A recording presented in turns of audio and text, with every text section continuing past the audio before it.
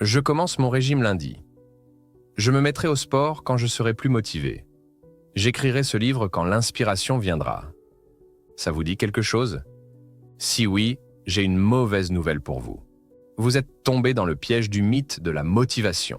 Bonjour à tous. Aujourd'hui, on va déconstruire ensemble cette croyance tenace qui nous empêche d'avancer. L'idée qu'il faut attendre d'être motivé pour agir. Imaginez un instant que vous attendiez de vous sentir en forme pour faire du sport. C'est absurde, non? C'est précisément en faisant du sport que vous vous sentirez en forme. Eh bien, avec la motivation, c'est exactement la même chose. Si les grands champions avaient attendu d'être motivés pour s'entraîner sous la pluie, on n'aurait probablement jamais entendu parler d'eux. Désolé, coach. Pas d'entraînement aujourd'hui. Je ne ressens pas cette petite flamme intérieure qui me pousse à me dépasser. Ça ne marche pas comme ça. La vérité scientifique est que la motivation n'est pas le moteur de l'action, mais sa conséquence. Des études en neurosciences montrent que notre cerveau libère de la dopamine, l'hormone du plaisir, non pas avant l'action, mais pendant et après. C'est l'action qui crée la motivation et non l'inverse. Prenons l'exemple de David.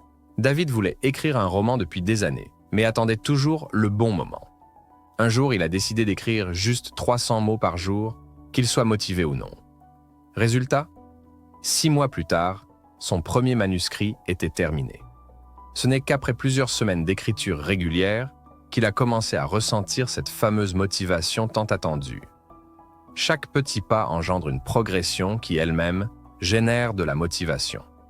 C'est un cercle vertueux, mais il faut accepter de commencer sans cette étincelle magique, car les habitudes sont bien plus puissantes que la motivation.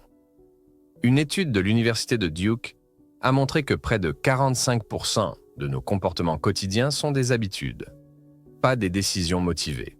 J'ai une question pour vous. Avez-vous besoin de motivation pour vous brosser les dents? Probablement pas. C'est devenu une habitude. Alors, comment s'y prendre concrètement? Premièrement, misez sur des micro-engagements. Ne vous promettez pas de courir un marathon. Commencez par mettre vos chaussures de sport et marchez rapidement pendant 5 minutes. Deuxièmement, créez un environnement favorable en préparant votre tapis de yoga. La veille, si vous voulez faire une séance le matin. Troisièmement, utilisez la technique des 5 secondes. Quand une pensée d'action positive vous traverse l'esprit, comptez 5, 4, 3, 2, 1 et agissez immédiatement avant que votre cerveau ne trouve des excuses. La motivation, c'est comme l'arc-en-ciel après la pluie.